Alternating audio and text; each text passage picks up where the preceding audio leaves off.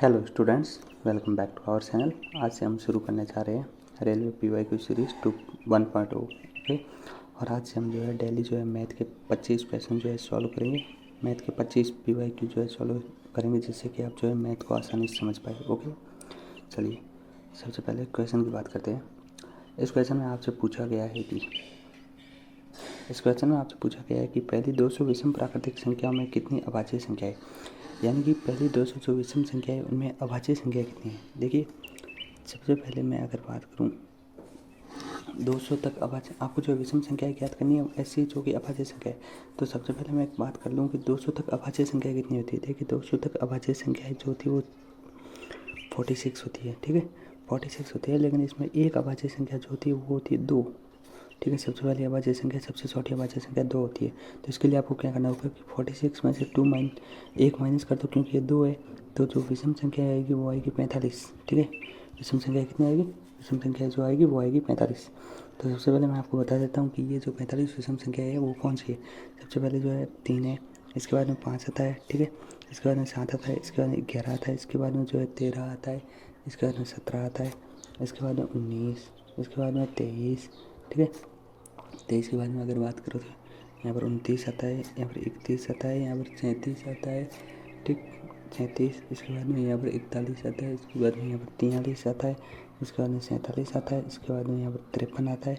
ठीक है, इसके बाद में यहाँ पर 59 आता है, इसके बाद में यहाँ पर 61 आता है, इसके बाद में अगर आप बात करो तो 67 आता है, 71 आता है। ठीक है, 29 आता है, 29। इसके बाद में आप बात करो तो यहाँ पर 83 आता है। ठीक है, 83 के बाद में आप बात करो तो यहाँ पर 89 आता है, 89 के बाद में यहाँ पर 97 आता है। ठीक, 97 के बाद में 101 आता है, 101 के बाद में 103 आता है, 103 के बाद में 107।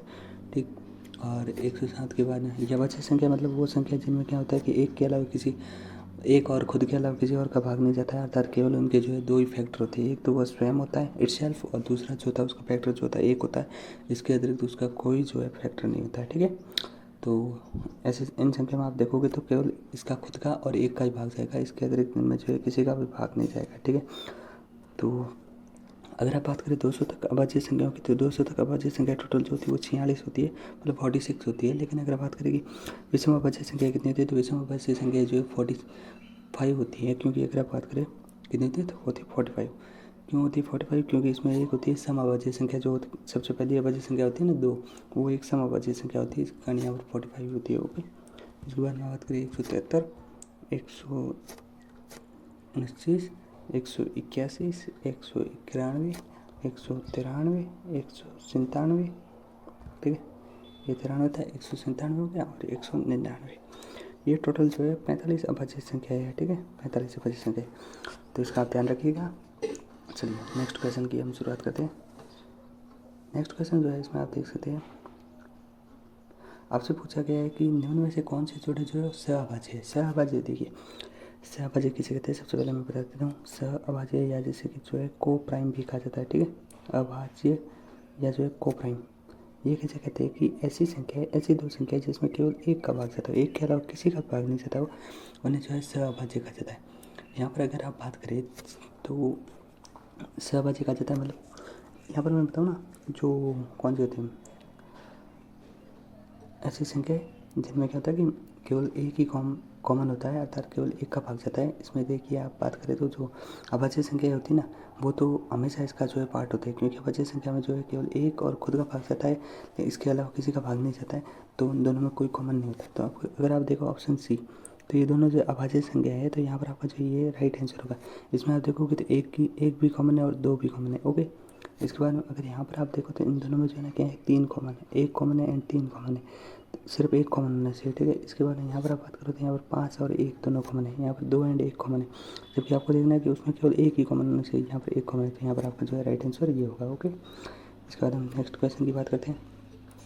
चलिए, इस क्वेश्चन में आपसे पूछा गया है कि निम्न में से कौन सी संख्या जो है भाज्य है, अर्थात जिसमें जो है केवल उसके जो है 2 से अधिक फैक्टर है, यानी कि उसका खुद का तो भाग जाता है। ठीक है, एक का भाग जाता है, इसके अतिरिक्त और भी संख्याओं का भाग जाता है, उसे कहा जाता है अभाज्य संख्या है। तो यहाँ पर आप देख सकते हैं इनमें से कौन सी जो है अभाज्य संख्या है। यहाँ पर आप देखो ना, ऑप्शन सी जो है आपकी जो है अभाज्य संख्या है। क्यों है, मतलब भाज्य संख्या क्यों है, देखोगे आप 9 का क्यूब क्या होता है? 9 का क्यूब आप बोलोगे 729। तो जब 9 का क्यूब 729 है तो इसमें किसका भाग जाएगा? 9 का भाग जाएगा, इसमें 3 का भाग जाएगा, एक क्या चीज़ का भाग जाएगा? एक का तो जा ही रहा है, ठीक है, और खुद का तो जा ही रहा है। ये 2 फैक्टर तो थे पहले से, ये और ये 2 फैक्टर तो थे, लेकिन इसके अतिरिक्त 2 से अधिक फैक्टर आ गए। जब 2 से अधिक फैक्टर आते हैं तो वो संख्या अभाज्य न होकर के भाज्य होती है। तो यहाँ पर आपका राइट आंसर सी होगा। ओके, इसके बाद हम नेक्स्ट क्वेश्चन की बात करते हैं। यहाँ पर आप देखोगे 104 नंबर क्वेश्चन की, ठीक है। पहले 100 प्राकृत संख्या में कितनी अभाज्य संख्या है? आपसे पूछा गया है कि पहले जो 100 संख्या होती है ना, उनमें जो है कितनी अभाज्य संख्या है। तो यहाँ पर आपका राइट आंसर जो होगा वो होगा 25। यहाँ पर आपका जो राइट आंसर होगा वो होगा 25। अगर आप बात करें 1 से 50 तक, ठीक है, तो वहाँ पर क्या होती है? 15 अभाज्य संख्या होती है, और उसके बाद में 50 से लेकर के जो है 100 तक जो होती है वो 10 अभाज्य संख्या होती है। यहाँ पर तो हम कह सकते हैं 1 से 100 तक टोटल जो है ना कितनी अभाज्य संख्या होती है? तो वो होती है 25। अब मैंने आपको पीछे लिखवाया, वहाँ से आप देख सकते हैं कौन कौन सी वो अभाज्य संख्या है। ओके, चलिए नेक्स्ट क्वेश्चन की बात करें। 105 नंबर क्वेश्चन, जिसमें आपसे पूछा कि निम्नलिखित समुच्चयों में से कौन सा अभाज्य संख्या है? मैंने आपको पीछे बताया थोड़ी देर पहले कि अभाज्य संख्या वे संख्या होती है जिनमें कुछ भी कॉमन नहीं होता है, ठीक है। यहाँ पर आप देखिए 12 का जब आप देखोगे तो 12 क्या होता है? 3 × 4। 7 क्या होता है? 7। तो इनमें कोई एक के अलावा कुछ कॉमन है? इनमें भी एक कॉमन है, इनमें भी एक कॉमन है, कुछ कॉमन है नहीं है। तो आपकी ये अभाज्य संख्या है, ठीक है। यहाँ पर आप देखोगे इसमें तो ये 3 होता है, और 9 क्या होता है? 3 × 3। तो इसमें एक तो कॉमन था, लेकिन यहाँ पर 3 भी कॉमन है। ओके, 21 की बात करें तो 21, ठीक है, 21 को लिखते हैं 7 × 3, और इसको लिखते हैं 7 × 3 × 2। तो यहाँ पर 7 भी कॉमन है, 3 भी कॉमन है, ठीक है, 7 भी कॉमन है, 3 भी कॉमन है, और इसके अतिरिक्त 1 भी कॉमन है, लेकिन केवल एक कॉमन होना चाहिए। तो ये आपका आंसर नहीं होगा, ये भी आपका आंसर नहीं था, ठीक है। और इसके बाद 43 की हम बात करते हैं। 43 क्या होगा? आपको पता है 43 जो होगा वो होगा 43, और ये जो होगा वो 43 का 3 होगा, ठीक है। तो आप देख सकते हैं कि यहाँ पर 43 कॉमन है, लेकिन अभाज्य संख्या वो होती है कि जिसमें केवल एक कॉमन होता है। तो ये भी आपका जो है गलत आंसर होगा। ओके, चलिए नेक्स्ट क्वेश्चन की बात करते हैं। नेक्स्ट क्वेश्चन आपका ये है, जिसमें आपसे पूछा गया है कि इनमें से कौन एक विषम भाज्य संख्या है? इनमें से कौन सी जो है ना एक विषम भाज्य संख्या है? सबसे पहले मैं आपको बता दूं कि विषम संख्या कौन सी होती है? जिनके जो क्या कहते हैं 2n+−1 को रूल को फॉलो करती है। ओके, ये जो विषम संख्या होती है, ठीक है। और भाज्य संख्याओं की बात करें तो विषम भाज्य संख्या आपसे पूछा गया है, ठीक है, अभाज्य नहीं भाज्य।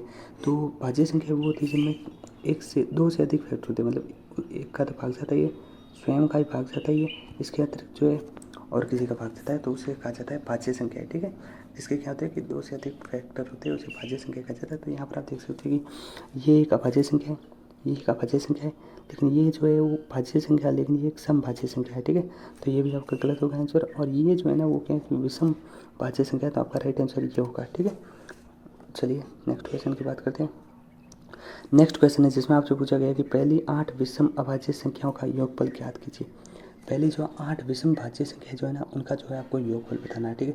सबसे पहले आपको बता दूं कि पहली जो 8 विषम भाज्य संख्या है वो कौन सी है। देखिए, आपको यहाँ पर 2 को काउंट नहीं करना है, क्योंकि 2 एक समभाज्य संख्या है। इसके बाद आप 3, इसके बाद आप 5, इसके बाद आप 7, इसके बाद 11, 13, 17, 19, ठीक है, और इसके बाद 23।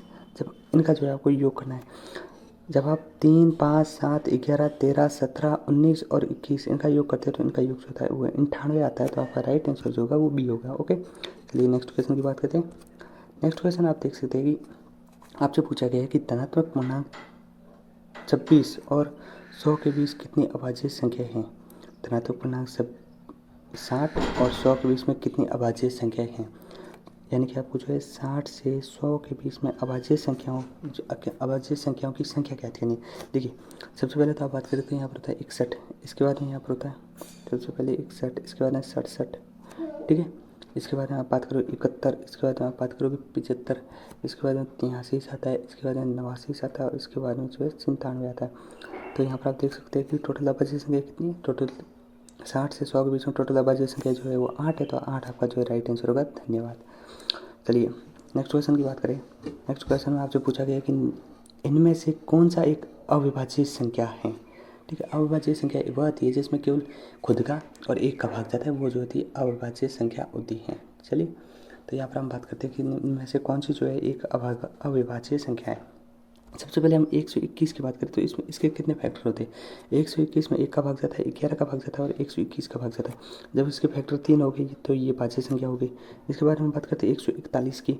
141 की बात करें तो इसमें 1 का भाग जाता है, 3 का भाग जाता है, 47 का भाग जाता है और जो है 141 का भाग जाता है। इसके फैक्टर जो है 2 से अधिक हो गए, मतलब 4 फैक्टर है, तो ये भी आपका राइट आंसर नहीं है, ठीक है। इसके बाद हम सी की बात करें 181 की। जब हम 181 की बात करते हैं इसमें 1 का भाग जाता है और 181 का। जब किसी के फैक्टर 2 ही होते हैं तो वो जो है भाज्य अविभाज्य संख्या होती है, तो यहाँ पर आपका राइट आंसर सी होगा। डी की बात करें तो 161 की, ठीक है। डी यानी कि हम यहाँ पर 161 की बात करें तो 161 में आप देख सकते हैं 1, 7, 23 और 161 का भाग जाता है। इसके 4 फैक्टर है, 2 से अधिक फैक्टर होने पर वह संख्या जो है अब भाज्य संख्या होती है, तो ये यहाँ पर ये भी भाज्य संख्या, तो आपका राइट आंसर जो होगा वो ऑप्शन सी होगा। ओके, चलिए 110 क्वेश्चन की बात करें तो इसमें आपसे पूछा गया कि निम्न में से कौन सी जोड़ी ट्विन प्राइम नंबर की एक जोड़ी नहीं है। ट्विन प्राइम नंबर ऐसी होती है कि दो लगातार आने वाले प्राइम नंबर यानी कि ट्विन प्राइम नंबर यानी कि जुड़वा अभाज्य संख्याएं, जुड़वा अभाज्य संख्याएं यानी कि दो अभाज्य संख्या जो है वो लगातार आती है। जैसे कि मैं बात करूँ 3 और 5, ये ट्विन प्राइम नंबर है। क्यों है? क्योंकि देखिए आप, ये अविभाज्य संख्या है और दूसरा इन दोनों के बीच में अंतर जो है वो 2 है, यानी कि लगातार आती है। तो अंतर अविभाज्य संख्या होनी चाहिए और उनके बीच में अंतर जो है वो 2 का होना चाहिए। उन्हें मात्रा जो है जुड़ा अभाज्य संख्या या ट्विन प्राइम नंबर कहा जाता है। यहाँ पर अगर आप बात करोगे तो यहाँ पर आप अगर बात करोगे ना तो वो देख सकते हैं कि ये ट्विन प्राइम नंबर है, ठीक है, ये भी ट्विन प्राइम नंबर है, ठीक है, ये भी ट्विन प्राइम नंबर है। और आपसे पूछा गया कि निम्न में से कौन सा जो है ट्विन प्राइम नंबर नहीं है, ठीक है। क्योंकि अगर आप यहाँ पर देखें ना, ये आपका राइट आंसर होगा, क्योंकि आप 133 की बात करें ना तो 133 जो अविभाज्य संख्या नहीं है, ये एक भाज्य संख्या है, ठीक है, ये एक भाज्य संख्या है। क्यों भाज्य संख्या है? क्योंकि इसकी अगर बात करें तो इसके फैक्टर जो है 4 आते हैं, ठीक है। फैक्टर क्या 4 आते हैं? 19 इंटू, मतलब ये 19 इंटू 7 होता है तो 19 का फैक्टर होता है, 7 इसका फैक्टर होता है, 1 फैक्टर होता है, 133 फैक्टर होता है। जब किसी संख्या के फैक्टर जो है यानी कि जो उसके गुणक जो है वो कितने आ जाते हैं? 2 से अधिक आ जाते हैं। इसके 4 फैक्टर है तो ये जो है अभाज्य संख्या न होकर के भाज्य संख्या होती है। ओके, चलिए नेक्स्ट क्वेश्चन की बात करें। यहाँ पर नेक्स्ट क्वेश्चन है, निम्न में से कौन सी 1 से 20 तक अंकों में अभाज्य अंक श्रृंखला है, यानी कि 1 से 20 के बीच की एक अविभाज्य जो होती है ना अभाज्य संख्या, उनकी जो है श्रृंखला है। सबसे पहले यहाँ पर देखिए आप 1 से 20, ये आपका पहला ही गलत होगा क्योंकि यहाँ पर 2 आना चाहिए, ठीक है। इसके बाद में दूसरा अगर आप बात करें तो यहाँ पर आप देख सकते हैं कि 9 आ गया, तो ये आपका गलत होगा। तीसरा बात करें तो तीसरा जो है आपका राइट आंसर होगा। चौथे की बात करें तो चौथा गलत होगा, क्योंकि 1 जो है ना तो अभाज्य संख्या है और ना ही भाज्य संख्या है। ओके, तो राइट आंसर आपका जो होगा ऑप्शन सी होगा। चलिए अगले क्वेश्चन की बात करते हैं। इस क्वेश्चन में देखिए, यदि प्रत्येक पैकेट में समान संख्या में पेंसिलें मौजूद है, ठीक है, 12 पैकेटों में कुल 96 पेंसिलें मौजूद है, तो 304 पेंसिलों की आवश्यकता के लिए कितने पैकेट आवश्यक होंगे, हमें जो है कितने पैकेट चाहिए, ठीक है। तो चलिए इस क्वेश्चन को करते हैं, जिसमें आप देख सकते हैं कि 12 पैकेट है। अगले पेज पर करते हैं। आपको कहा गया है कि 12 पैकेट में कितने पेंसिल मौजूद है? 96 पेंसिल जो कितने में मौजूद है? 12 पैकेट में। तो एक पैकेट में कितने पेंसिल है आप देख सकते हैं, तो यहाँ पर देख सकते हैं जब इसमें आप 12 का भाग दोगे तो ये कट जाएगा और यहाँ पर आएगा 8। तो एक पैकेट जो है ना उसमें 8 पेंसिल मौजूद है। तो आप देख सकते हैं कि यहाँ 304, इसके लिए आपको जो है कितने पैकेटों की आवश्यकता होगी, ठीक है। तो 304, जब एक पैकेट में 8 पेंसिल मौजूद है तो 304 जो है कितने पैकेट लगेंगे, तो 304 में 8 का भाग दे दीजिए आप। तो 8 का भाग देखो तो सबसे पहले 3 आएगा और 3 के बाद में आपका जो है 8 आएगा, यानी कि 38 पैकेट की जो है आवश्यकता होगी। चलिए तो यहाँ पर आपको जो राइट आंसर होगा वो होगा 38। ओके, चलिए नेक्स्ट क्वेश्चन की बात करें। नेक्स्ट क्वेश्चन जो है 113 नंबर क्वेश्चन है। इसमें आपसे पूछा गया कि रामकृष्ण, क्या कहा गया? रामकृष्ण एक संख्या p के 3/4 से एक अन्य संख्या q के 2/3 घटाता है और उसे अंतर के रूप में 5/8 प्राप्त होता है। यदि वह p के 9 गुणे से q का 8 गुना घटाता है तो रामकृष्ण को कितना उत्तर प्राप्त होगा। चलिए अगले पेज पर हम क्वेश्चन करते हैं। चलिए इस पर बात कीजिए।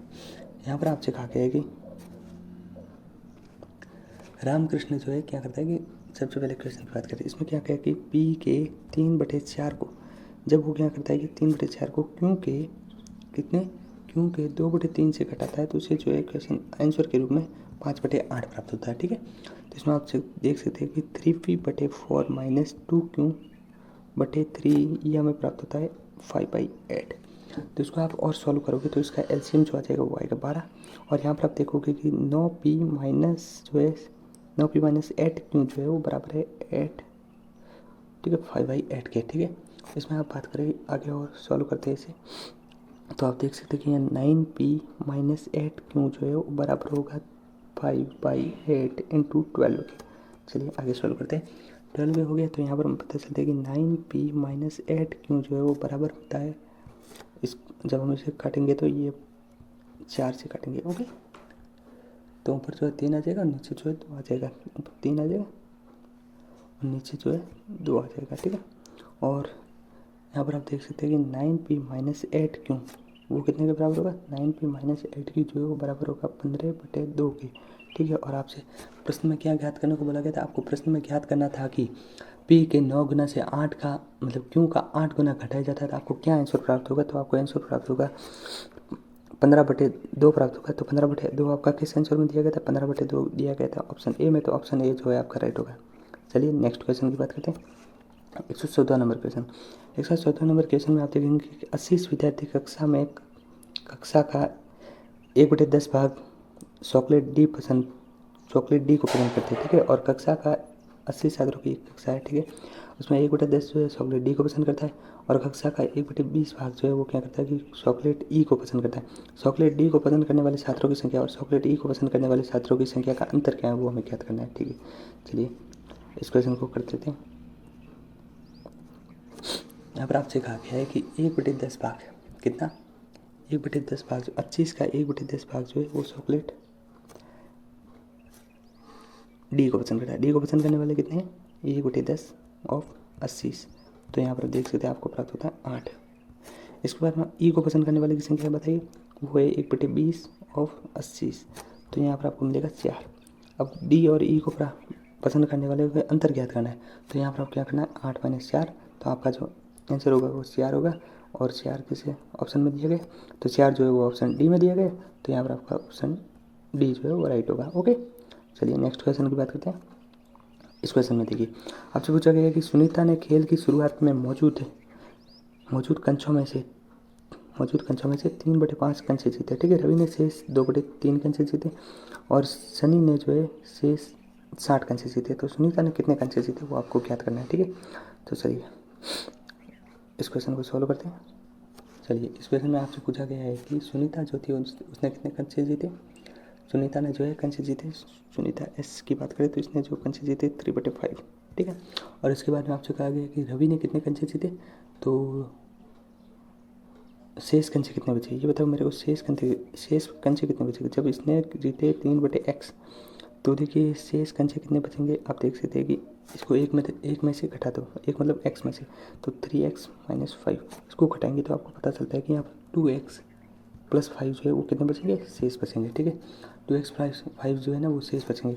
अब देखिए रवि ने कितने कंचे जीते, रवि ने जो है ना वो शेष से जो रवि की बात करें तो रवि ने जो शेष कंचे थे उसका 2/3 जीता।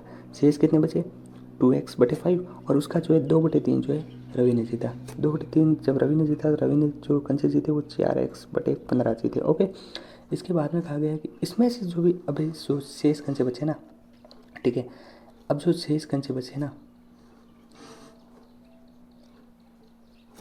ये कितने जीते, रवि ने। ठीक है, और ये कितने जीते थे, सुनीता ने। रवि ने जीत दिए, सुनीता ने जीत दिया, वो हमें पता चल गया। अब जो शेष बचे ना उसमें से 60 कंचे जो है वो जीते हैं अपने सनी ने। तो जो बाकी कंचे बचे हैं उनकी हम संख्या ज्ञात करते हैं। ठीक है, तो देखिए सबसे पहले कंचे थे x। ठीक, सुनीता ने कितने जीते, 3x + 5। रवि ने कितने जीते, 4x + 15। ठीक है, तो अब हम ज्ञात करना है कि जो शेष कंचे जो है कितने बचे, तो शेष कंचे जो है वो बचे 2x/15। ठीक है, इसे सॉल्व करोगे आप तो 2x/15 आ जाएगा। अब देखो 2x/15 शेष कंचे जो है वो बराबर है 60 के 15। ठीक है, क्योंकि ये सनी ने जीते आपको बताया गया है कि तो ये 60 के बराबर होगा। यहाँ पर आपको जो है x की संख्या ज्ञात करनी है। x जो होगा वो 60 × 15 बटे जो है 2 होगा, 30 कट जाएगा 15। और यहाँ पर आपका जो सनी आंसर आ जाएगा एक एक्स जो है वो बराबर आ जाएगा 450 के। ठीक है, और आपसे पूछा गया है कि सुनीता ने कितने कंचे जीते, तो आपको पता है कि सुनीता ने कंचे जीते थे वो 3x/5 जीते थे। ठीक है, तो यहाँ पर क्या करना है 3 और x का मान रख देना जो कि है ये, और इसके बाद में 5 से गुणा कर दो। ठीक है, तो 5 से आप जब इसको काटेंगे तो यहाँ आ जाएगा 90, तो 3 × 90 तो ये बराबर हो जाएगा 270। तो सुनीता ने कितने कंचे जीते, तो सुनीता ने 270 कंचे जीते। ठीक है, तो 270 आपका जो राइट आंसर है, और 270 आपको दिया गया था ऑप्शन डी में, तो ऑप्शन डी जो है वो आपका राइट आंसर होगा। ओके, चलिए हम नेक्स्ट क्वेश्चन की बात करते हैं। नेक्स्ट क्वेश्चन में आप देखो कि आपसे पूछा गया है कि दो संख्याओं का अंतर अगर 18 है, ठीक है, यदि वर्गों का अंतर इसका जो है 360 है, तो इनमें से बड़ी संख्या जो आपको जो है ज्ञात करनी है कि बड़ी संख्या जो है कौन सी है। ठीक है, चलिए इस क्वेश्चन को करते हैं। सबसे पहले अगर मानते हैं कि दो संख्याओं सबसे पहले हम मान लेते हैं कि संख्या जो है कौन सी है। चलिए इसको नेक्स्ट क्वेश्चन। सबसे पहले मैं मानूँ कि छोटी संख्या जो है वही है, और बड़ी संख्या जो है कौन सी है, x है। चलिए इधर से हम करते हैं कि हमसे पूछा कि दो संख्याओं का अंतर कौन सा है, अंतर कितना है, अंतर जो है 18 है, तो ये समीकरण 1 हो गया।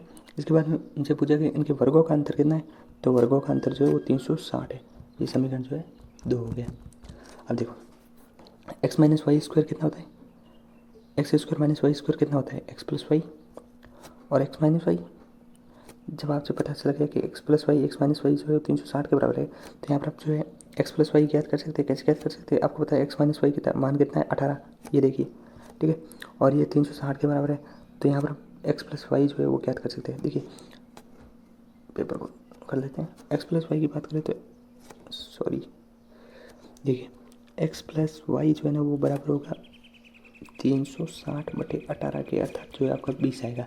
जब x + y 20 आ गया, ठीक है, x + y आपके पास जो है 20 आ गया, और x - y आपके पास पहले से है वो है 18, तो यहाँ पर आप देखिए आपको जो है संख्या प्राप्त हो जाएगी। ठीक है, तो जब इनको आप जो है ना जोड़ करोगे, तो जब इनका आप योग करोगे तो x से x ये कट जाएगा, तो आपको 2x जो है वो प्राप्त होगा 38 के बराबर, 2x 38 के बराबर प्राप्त होगा। तो यहाँ पर आप देख सकते हैं कि जो x होगा ना, x जो होगा वो 38/2, यानी कि x जो है वो 19 के बराबर होगा। ठीक है, और x जब 19 के बराबर है तो हमें पता चलता है कि x - y जो है वो बराबर था 18 के। ठीक है, तो x जो है वो 19 आ गया, तो y जो है वो 18। इसके बाद में आपको y उधर लेके जाना है, तो y जो होगा वो बराबर होगा 19 - 18, तो y का मान जो है वो 1 होगा। ठीक है, y का मान से 1 होगा। लेकिन आपको प्रश्न में क्या पूछा गया था कि प्रश्न में आपसे पूछा गया था बड़ी वाली संख्या आपको ज्ञात करनी है। ठीक है, तो बड़ी वाली संख्या आप देखोगे, बड़ी वाली संख्या जो है 19 आई, तो आपका राइट आंसर जो होगा 19 होगा, सी। ओके, चलिए नेक्स्ट क्वेश्चन की बात करते हैं। नेक्स्ट क्वेश्चन है 117 नंबर क्वेश्चन है, जिसमें आपसे पूछा गया है कि एक 91 सेमी लंबे तार इस प्रकार दो टुकड़ों में काटा जाता है कि एक टुकड़े की लंबाई दूसरे टुकड़े की 3/4, ठीक है, 3/4 यानी कि 3/4 के बराबर हो, तो यहाँ पर छोटे टुकड़े की आपको जो है लंबाई ज्ञात करनी है। चलिए इस क्वेश्चन को करते हैं। आपको जो छोटे वाले टुकड़े की जो है ना लंबाई ज्ञात करनी थी। इस क्वेश्चन में आप देखोगे तो मतलब एक कोई तार है, उसे आप देख लीजिए कि x सेमी का वो तार है। ठीक है, इसके आपने जो है 4 टुकड़े की, ठीक है, और पहले टुकड़े की लंबाई अगर हम बात करें तो पहला टुकड़ा जो होगा टोटल लंबाई कितनी है x, और टुकड़ा कौन सा टुकड़ा कितना है 3/4, तो इस टुकड़े की लंबाई जो होगी वो कितनी होगी 3x/4। ठीक है, और इस आपको जो है ज्ञात करना है कि इसकी जो लंबाई ज्ञात करनी है। ठीक है, तो सबसे पहले आप देखोगे 3x + 4, ठीक है, 3x + 4 प्लस में x, ये जो होगा वो कितने के बराबर होगा 91 के बराबर होगा। ठीक है, तो यहाँ पर आप देख सकते हैं कि ये कितना होगा 7x/4, ये 91 के बराबर है। चलिए आगे करते हैं। 7x/4 ये 91 के बराबर, तो यहाँ पर देखोगे कि आप x जो होगा ना वो क्या होगा 91 × 7 के बराबर होगा। ये कितने से कटेगा, ये 13, ठीक है, 13 कट गया, और 4, और तो यहाँ पर 52 सेमी आ जाएगा। x जो 52 सेमी के बराबर होगा, और आपका जो पहला टुकड़ा था उसकी आपको जो है लंबाई ज्ञात करनी। तो पहला टुकड़ा जो वो कितना था, देख सकते हैं कि पहला टुकड़ा जो था वो था x × 3/4। ठीक है, तो ये 52 था, 52 से आप 4 को काटोगे तो ये कट जाएगा कितना बार 13 बार, 13 × आप 3 बात करोगे तो ये जो आएगा वो 39 सेमी आएगा, और 39 सेमी आपका जो है किस ऑप्शन में दिया गया, तो यहाँ पर देख सकते हैं 39 सेमी बी में दिया गया, तो बी आपका जो राइट आंसर होगा। ठीक है, चलिए नेक्स्ट क्वेश्चन की अगर हम बात करें तो 118 नंबर क्वेश्चन है, जिसमें आपसे पूछा गया कि एक 3 अंकों वाली संख्या इस प्रकार है जिसके इकाई के अंक, दहाई के अंक और सैकड़े के अंक का जो है अनुपात जो है वो 1, 2, 3 है। ठीक है, मतलब ये x, y और z, ये इकाई का अंक, ये दहाई का अंक और ये जो है सैकड़े का अंक है, तो इनका अनुपात जो है 1, 2, 3 है। यानी कि ये 1 होगा, 2 होगा और ये 3 गुना होगा। ठीक है, 1x, 2x और 3x। इस संख्या और इसके अंकों के क्रम को उलटने पर प्राप्त संख्या का योगफल, मतलब इनको जब हम उलट लेते हैं यानी कि इसको जब हम z, y, x बना देते हैं, तो जो प्राप्त संख्या का योगफल जो है ना, वो हमें जो है ये 1332 प्राप्त होता है। तो आपको जो है संख्या ज्ञात करनी है। ओके, चलिए इस संख्या को हम ज्ञात कर लें। जैसे कि आपको बताया था, माना सबसे पहले मैंने बताया था कि आपको संख्या कोई एक्स वाई जेड है, तो इसको हम गणितीय फार्मूले में कैसे लिखेंगे, 100x प्लस 10y और प्लस में z। इकाई का अंक है जो 1 होगा, ठीक है, दहाई का अंक होगा तो 10 होगा और सैकड़े का अंक जो होगा वो 100 होगा। ठीक है, तो इस प्रकार आप देख सकते हैं कि ये जो है इस प्रकार जो संख्या होगी, तो इसका संख्या का योग कितना होता है, 3 अंकों वाली संख्या।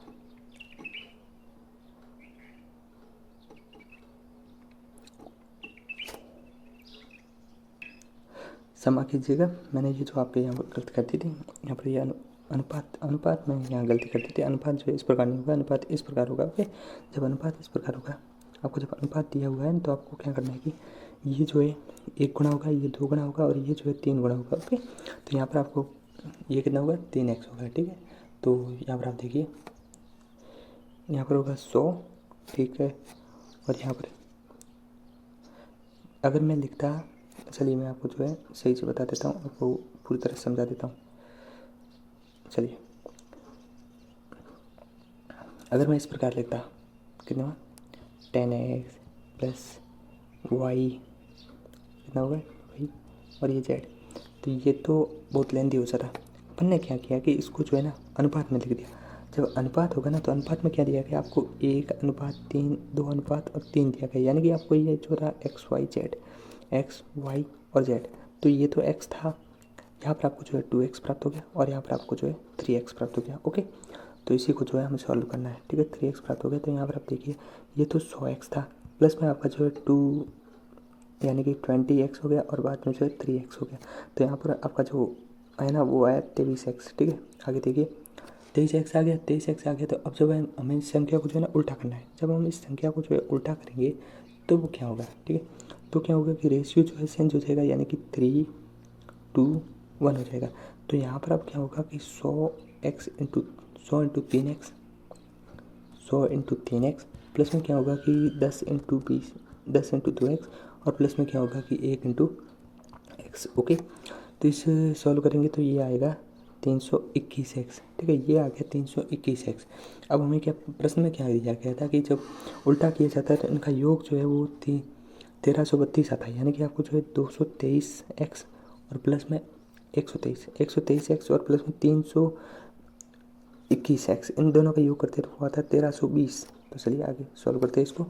ये जो कितना आता है 1320 आता है, तो आपको जो है ज्ञात करना है संख्या कौन सी थी। ठीक, जो आपको ज्ञात करना है। ठीक है, इनका योग कितना हो गया 1332। तो यहाँ पर x का मान जो आ गया वो आ गया 3 और आपको जो संख्या ज्ञात करनी थी, तो संख्या जो थी वो थी 3 प्लस में 2 इंटू 3, ये x का मान है 3। ओके, और 3 इंटू 3, तो आप देखोगे यहाँ पर 300 हो गया और प्लस में 60 हो गया और प्लस में जो है 9 हो गया। तो आपका राइट आंसर जो होगा वो 396 होगा। और 396 जो है आपका ऑप्शन 396 आपका ऑप्शन 396, ये देखिए इसमें मिस्टेक है, ये 396 होगा, तो आपका ऑप्शन डी जो होगा वो राइट होगा। ओके, चलिए इस प्रश्न की बात करते हैं। इसमें आपसे पूछा गया है कि एक व्यक्ति अपने बगीचे में, ठीक है, बगीचे में 21,025 आम के पेड़ इस प्रकार लगाता है कि पंक्तियों की संख्या प्रत्येक पंक्ति में पेड़ों की संख्या के बराबर है। तो पंक्तियों की आपको जो है संख्या ज्ञात करनी है। ठीक है, पंक्तियों की संख्या पेड़ों की संख्या के बराबर है, तो आपको जो है पंक्तियों की संख्या ज्ञात करनी है। चलिए इस प्रश्न को जो है सॉल्व कर देते हैं। ओके, तो इसमें आप देख सकते हैं कि पंक्तियों की संख्या जो है वो पेड़ों की संख्या की जो है बराबर होनी चाहिए। यानी कि आपको जो है शेषफल 0 प्राप्त होना चाहिए। तो सबसे पहले हम इसका जब वर्गमूल लेते हैं, ठीक है, क्या लेना है आपको, वर्गमूल। तो इसका ये जो संख्या ना, ये ओके, ये जो संख्या है इसका जब आप वर्गमूल देखो ना, ये इसको मैं आपको जो है पूरी तरीके से समझाता हूँ। पंक्तियों की संख्या प्रत्येक पंक्ति के पेड़ों की संख्या के बराबर है, ठीक है। तो आपको जो है पंक्तियों की संख्या ज्ञात करनी है। मान लीजिए पेड़ कैसे उगते, ये फार्म है तो इसमें पेड़ इस प्रकार उगते हैं, मतलब ये वर्गाकार होता है, इधर 3 आई तो 3 आई, ठीक है। तो जब आपको ये दिया गया तो आपको जो है इस तरफ मतलब क्षैतिज और उधर दोनों बराबर होने चाहिए। इसका मतलब है कि ये किसी न किसी संख्या का वर्ग है। देखिए जैसे आपको दिया गया है कि 25, ठीक है, तो 25 मतलब कि पंक्तियों की संख्या 5 × 5 यानी कि पंक्तियों की संख्या 5 आएगी। उसी प्रकार ये भी जो है किसी संख्या का वर्ग है, तो आप देखोगे 21,500 मतलब 21,025, ये जो है ना 145 × 145 है, ठीक है। तो यहाँ पर आप देख सकते हैं कि पंक्तियों की संख्या जो है 145 होगी, तो आपका 145 जो है वो राइट आंसर होगा। इसके लिए आपको जो है वर्गमूल वाला है ना, कैसे वर्गमूल निकालते हैं वो आपको ज्ञात होना चाहिए, वो हम आगे बात करने वाले जल्दी। ओके, चलिए इस प्रश्न की बात करें, ये तो हो गया। इस प्रश्न की बात करते हैं, 120 नंबर क्वेश्चन की बात करते हैं। 120 नंबर क्वेश्चन में आपसे पूछा गया है कि दो संख्याओं का योग 27 है। क्या है? दो संख्याओं का योग 27 है। दो संख्याओं का योग 27 है और एक संख्या का 5 गुना दूसरी संख्या के 4 गुना के बराबर है। इन दोनों संख्याओं में से छोटी संख्या कौन सी है वो आपको जो है ज्ञात करना है, ठीक है। चलिए इस क्वेश्चन को करते हैं। सबसे पहले आपसे कहा गया दो संख्याओं का योग कितना है। दो संख्या मान लीजिए x और y, इनका योग जो 27 है, ठीक है। और इसके बाद हमसे कहा गया है कि एक संख्या का 5 गुना दूसरी संख्या के जो है कितने के बराबर है, 4 गुना के बराबर है, ठीक है। तो चलिए यहाँ पर हम बात करते हैं। जैसे इसे हम और सरल कर लेते हैं, 5x माइनस जो है वो 0 के बराबर हो गया, ठीक है। इसके बाद में अगर आप बात करो तो ये कितना होता है, 27 है। इसको जब हम 4 से गुना करते हैं तो कितना आता है, तो वो आता है 4x + 4y, और ये कितने के बराबर होता है, तो ये बराबर होता है 108 के, ठीक है। और आपको जो है यहाँ पर क्या है 5x माइनस 4y ज्ञात है और ये बराबर होगा 0 के। तो आप इन दोनों का जब योग करोगे ना तो x से x कट जाएगा, तो आपको प्राप्त होगा कि 5x माइनस 4y। तो यहाँ पर क्या होगा कि y से y, सॉरी गलत कर दिया, y से y कट जाएगा और आपको जो है 9x जो प्राप्त होगा। 9x किसके बराबर प्राप्त होगा, 128 के। तो 9 से 128 कट गया तो x जो है आपको जो है 20 प्राप्त हो गया, ठीक है। लेकिन आपको क्या करना है कि छोटी वाली संख्या ज्ञात करनी है, ठीक है। कौन सी संख्या ज्ञात करनी है, सॉरी मैंने 128 कहाँ से ले लिया, 128 नहीं था यहाँ पर, 108 था, 108। चलिए अब सॉल्व करते हैं। यहाँ पर कितना हुआ, 108 था। यहाँ पर हमने किया कि 4x 4 गुना करके उस समीकरण को जोड़ दिया, 4x माइनस 4y, और ये कितने के बराबर था, 0 के। ओके, ये कितने के बराबर था, 0 के। ये वाला बात करते हैं, ठीक है। तो अब इन दोनों को आप जोड़ोगे तो ये से ये कट जाएगा और यहाँ पर आपको जो है 9x प्राप्त होगा। 9x जो है 108 के बराबर प्राप्त होगा और आप इसको काटेंगे तो आपको x जो है प्राप्त होगा 12। तो x तो आपको जो है 12 प्राप्त हो गया। लेकिन अब ये छोटी वाली संख्या है, बड़ी वाली वो हम आगे बात करते हैं और आपको ज्ञात करना है छोटी वाली संख्या, ठीक है। चलिए आपको जो है छोटी वाली संख्या ज्ञात करनी है। तो इस संख्या में आप देखोगे कि ये संख्या आपको जो है 12 प्राप्त होगी और आपको पता था कि जो x और minus Y, x minus Y मतलब x प्लस वाई जो है वो कितने बराबर, 27 के, ठीक है। और यहाँ पर आपका x जो है 15 प्राप्त हो गया और y जो होगा वो बराबर होगा 36 मतलब 27 के, ठीक है। तो यहाँ पर आप देखिए y जो है वो होगा 27 माइनस 15, तो यहाँ पर y का मान कितना प्राप्त होगा आपको, 12। 12 जो आपका राइट आंसर होगा, जो कि ऑप्शन कौन से में दिया गया, 12 आपका राइट आंसर है एंड 12 जो है ऑप्शन ए में दिया गया, तो ऑप्शन ए जो आपका राइट है। ओके, चलिए नेक्स्ट क्वेश्चन की बात करें तो 121 नंबर क्वेश्चन है। इसमें पूछा गया आपसे दो क्रमागत प्राकृतिक संख्याओं के वर्गों का योग कितना है, 313 है। तो इन संख्याओं में छोटी संख्या कौन सी है वो आपको जो है ज्ञात करना है, ठीक है। चलिए क्रमागत प्राकृतिक संख्या कौन सी होती है, मान लीजिए एक x है तो दूसरी कौन सी होगी, x+1 होगी, ठीक है। आपको कहा गया कि इनका वर्गों का योग यानी कि x² प्लस में x+1 का स्क्वायर, ये जो है आपको दिया गया 313। तो आपको जो है छोटी वाली संख्या ज्ञात करनी है, ठीक है। जो भी छोटी वाली संख्या है वो आपको ज्ञात करनी है। चलिए ज्ञात करते हैं। छोटी वाली संख्या आपको जब यहाँ ज्ञात करने को बोला गया है तो देखिए x प्लस इसके बाद में x+² ये जो है 313 के बराबर है। इसको जब हम सॉल्व करेंगे तो x² प्लस में 2x प्लस में 1 का स्क्वायर और इसके बाद में ये बराबर होगा 313 के, ठीक है। तो यहाँ पर आप देख सकते हैं 2x² प्लस में 2x माइनस 313 नहीं होगा, ये इधर आएगा तो माइनस ये कट जाएगा तो 1 तो 312 होगा, ठीक है। और ये 0 के बराबर है। तो इसको आप जब सरल करेंगे ना इसको आप जब सॉल्व करेंगे तो यहाँ पर दो संख्या है, एक्स के दो मान आएंगे। कैसे करेंगे सरल, देखिए मैं बताता हूँ। जब आप x square plus x minus में 156, ठीक है, ये 0 के बराबर होता है।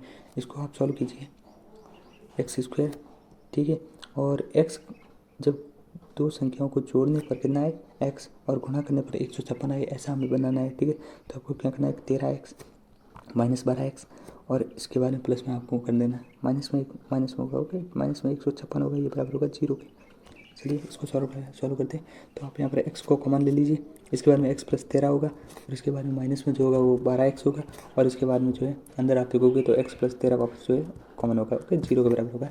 तो यहाँ पर आपको x के दो मान प्राप्त होंगे, एक तो x का मान 13 प्राप्त होगा, दूसरा x का मान जो आपको प्राप्त होगा 12। आपको ज्ञात करना है छोटी वाली संख्या कौन सी है, तो यहाँ पर छोटा वाला मान जो है आपको बताना है, छोटा वाला मान जो है 12 है। तो यहाँ पर 12 जो आपका राइट आंसर होगा, छोटी वाली संख्या जो आपकी 12 है और 12 जो है ऑप्शन ए में दिए गए, तो ऑप्शन ए जो आपका राइट आंसर, ओके।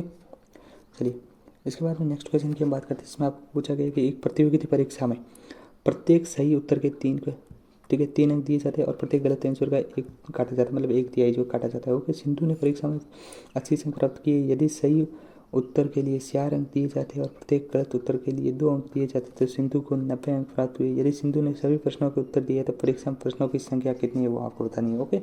चलिए परीक्षा में जो है प्रश्नों की संख्या कितनी है वो बतानी है आपको। इस क्वेश्चन को हम करते हैं। सबसे पहले हम बात कर लेते हैं कि मान लीजिए जो सही क्वेश्चन है ना वो x है, x मतलब सही क्वेश्चन और रॉन्ग क्वेश्चन जो है वो कितने y मतलब रॉन्ग क्वेश्चन।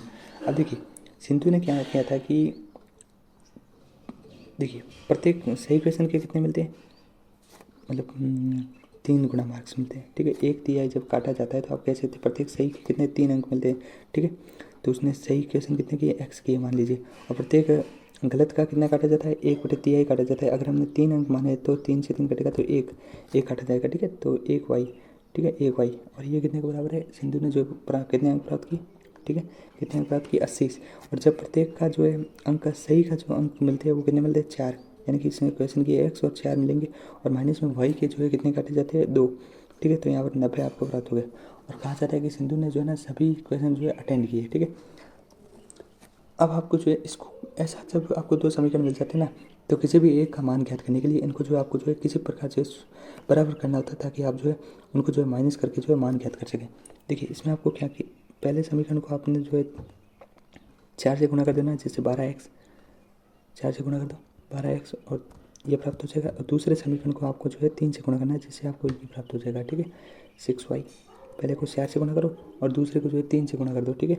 अब देखिए आपको क्या करना है कि ये समीकरण जो है ना ऊपर वाले में से घटा देना है। जब घटाओगे तो x जो है कट जाएगा, ठीक है, और ये प्लस हो जाएगा और ये माइनस हो जाएगा, ठीक है। तो यहाँ पर आपको प्राप्त होगा कि 2y, ठीक है, 2y जो है 50 के बराबर होता है। तो यहाँ पर y आपको जो है 25 प्राप्त होगा, ठीक, y कितना प्राप्त होगा, y आपको प्राप्त होगा 25, यानी कि गलत क्वेश्चन कितने किए तो वो किए 25, गलत क्वेश्चन कितने वो 25। चलिए आगे इसे सॉल्व करते हैं। यहाँ पर आप देख सकते हैं कि पहला ही समीकरण जो था ना वो था आपके पास 3x और प्लस में माइनस में y, वो कितने के बराबर था 80। तो आपको यहाँ पर 3x जो है वो 80 प्लस 25 हो जाएगा, ठीक है, 80 प्लस 25 हो जाएगा। तो यहाँ पर 3x जो होगा वो बराबर होगा 105 और इसके बाद में हम कह सकते हैं कि x जो होगा वो कितना बराबर होगा 35 के। x कितने के बराबर होगा, x बराबर होगा 35 के। तो यहाँ पर आपको जो है परीक्षा में प्रश्नों की संख्या ज्ञात करनी थी, यानी कि टोटल परीक्षा में प्रश्न कितने थे, वो कितने थे x प्लस y थे, ठीक है। x का मान आपने ज्ञात कर दिया 35 और इसके बाद में y का मान जो होगा वो 25 होगा। तो यहाँ पर 25 आएगा, तो आपका जो राइट आंसर होगा वो होगा 60, ठीक है। तो आपका 60 जो है ऑप्शन किस ऑप्शन में दिया गया। आशा करता हूँ आपको समझ आ गया होगा। आप थोड़ा धीमे धीमे देखिए, आपको जो है समझ आ जाएगा, ठीक है। और 60 आपका जो है यहाँ पर राइट आंसर हो गया।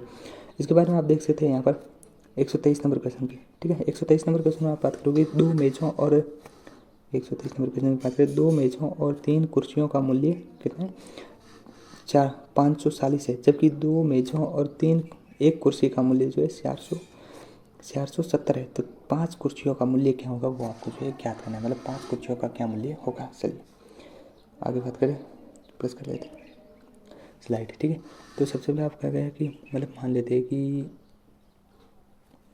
मेज और दूसरा कौन सा है कुर्सी, आपको इनके मूल्यों की जो है मान लेना है, ठीक है। मेज़ का मूल्य ए मान लेते हैं और कुर्सी का मूल्य जो है बी मान लेते हैं, ठीक है। इसके बाद में आपसे कहा गया कि 2 मेज़ों प्लस में 3 कुर्सियों का मूल्य कितना है 40, ओके। और इसके बाद में आपसे कहा गया है कि 2 मेज़ों प्लस में 1 कुर्सी का मूल्य जो है 300, मतलब 470 है। तो आपको जो है याद करना है पाँच कुर्सियों को आगे है, पाँच कुर्सियों का मूल्य याद करना है। ओके, चलिए इसको सॉल्व करते हैं। सबसे पहले आप बात करोगे इन दोनों को आपको जोड़ना है, 2a प्लस में 3b, ठीक है। और इसके बाद में आपको कहा गया ये, और 2a माइनस b, और इसके बाद में 440। जब भी किसी दो मानों को आपको ज्ञात करना है, ठीक है, दो आपको ज्ञात नहीं है और उनको आपको जो है ज्ञात करना है, अचर को ज्ञात करना है, असर को ज्ञात करना है, आपको क्या करना है कि समीकरणों को जो है बराबर करके या तो प्लस करो या माइनस करो, एक समीकरण जो है मिटना चाहिए। इसके लिए देखिए ये 2a, ये भी 2a, तो आप जब माइनस करोगे ना तो ये घट जाएगा, माइनस करोगे आप इसी संख्या को तो ये जो है माइनस हो जाएगी, ये प्लस हो जाएगा और ये माइनस हो जाएगा। तो यहाँ पर आपको प्राप्त होगा कि जो 2b जो है ना वो बराबर होगा 70 के। तो यहाँ पर आपको जो b प्राप्त होगा वो होगा 70, d जो प्राप्त होगा वो 35 प्राप्त होगा, ठीक है। यानी कि कुर्सियों का मूल्य आपको जो ज्ञात होगा वो हो गया 35।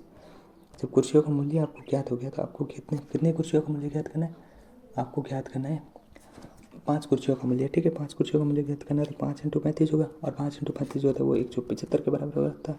175 RS के बराबर होता है। तो 175 जो है आपका ऑप्शन, कौन सा ऑप्शन दिया गया, 175 सी में दिया गया था, आपका सी जो है वो राइट होगा, ठीक है। इसके बारे में बात करते हैं 124 नंबर क्वेश्चन की। चलिए 124 नंबर क्वेश्चन की बात करते हैं। इसमें आपसे पूछा गया है कि दो धनात्मक संख्याओं का योग जो है कितना है, 45 है, और उनका अंतर जो है वो कितना है, 19 है। तो संख्या ज्ञात कीजिए। चलिए इस क्वेश्चन को कर लेते हैं। दो धनात्मक संख्याओं का योग कितना है, 45, यानी कि x + y जो है वो कितना है, 45, और दो धनात्मक संख्याओं का जो अंतर जो है कितना है, 19। तो इसमें क्या करना है कि दो समीकरण दिए होंगे तो आपको किसी प्रकार से एक को घटा देना है। जब इन दोनों को हम जोड़ेंगे तो x से x कट जाएगा और हमें जो 2y प्राप्त होगा, 2x प्राप्त होगा, y से y कट गया 2, और ये जो है बराबर होगा 67, ठीक है। 2x जब 67 के बराबर होगा तो x होगा वो 32 के बराबर होगा। अब तक हमें एक संख्या प्राप्त होगी। अब जो है आप क्या करो, x 32 हुआ, इसका मान जो है यहाँ पर रख दो। जब x 32 हो जाएगा और प्लस में y जो है वो 45 होगा, देखिए, तो यहाँ पर आपको जो है y प्राप्त हो जाएगा वो 45 - 32 होगा, यानी कि y का मान जो है आपको जो है 13 प्राप्त हो जाएगा। ओके, तो यहाँ पर आपका 13 जो है राइट होगा। यहाँ पर देखिए संख्या जो है क्या कौन सी प्राप्त हुई, 32 और 13 प्राप्त हुई। यहाँ पर राइट आंसर जो होगा वो ऑप्शन बी होगा। ओके, चलिए लास्ट क्वेश्चन कर लेते हैं। लास्ट क्वेश्चन में आप देख सकते हो कि आपसे पूछा गया है कि वह संख्या ज्ञात कीजिए जिसका 1/3 भाग उसके 1/5 से अधिक हो। चलिए इस क्वेश्चन को हम सरल कर लेते हैं, प्लस कर लेते हैं। और देखिए अब देखिए यहाँ पर पूछा गया है कि वह संख्या ज्ञात कीजिए जिसका 1/3 भाग, मान लीजिए कोई संख्या x है, ठीक है, और उसका 1/3 भाग 1/3 x जो है वो क्या है कि 6 गुना है 1/5वें भाग का, कितने का, 1/6 गुना है। देखिए सरल कीजिए आप, आपसे पूछा गया है कि 6 अधिक है, ठीक है, 1/3 भाग जो है वो जो उसका 1/5 जो है ना उससे कितना अधिक है, 6 अधिक है, ठीक है। तो 6 अधिक है तो 6 यहाँ पर होगा, 6 गुना नहीं 6 अधिक आ गया। तो आपको क्या करना है कि x/3 माइनस 6x/5 करना है, और ये कितना आया, 6 आया, ठीक है। इसको आप सरल कीजिए आगे। देखिए यहाँ पर देखोगे तो 5x माइनस 3x होगा वो बराबर होगा 25 × 6 के, 15 × 6 के, ठीक है। 15 से आप गुणा कर देगा तो यहाँ पर आपको प्राप्त होगा कि 2x जो है वो 90 के बराबर है। तो यहाँ पर x जो होगा वो 45 होगा। तो यहाँ पर आपका जो राइट आंसर होगा वो होगा 45, जो कि ऑप्शन बी में दिया गया है, ठीक है। तो आशा करता हूँ आपको ये 25 क्वेश्चन जो है समझ में आ गए होंगे, बहुत ही कॉन्सेप्ट के साथ आपको समझाया हूँ, ठीक है। ये आपकी जो है PY की प्रैक्टिस थी। ऐसे ही डेली जो है एक सेट अपलोड होगा, तो आप जो चैनल को सब्सक्राइब कर दीजिए, और जो है डेली जो है 25 क्वेश्चन का एक सेट लगाइए। ओके, डेली जो है हमारे चैनल को लाइक कीजिए और अपने फ्रेंड्स के साथ भी शेयर कीजिए और चैनल को सब्सक्राइब कर दीजिए। डेली जो ऐसा है जो है 25 क्वेश्चन का एक सेट अपलोड होगा। ओके, और जाते जाते आपको कहना चाहिए धन्यवाद।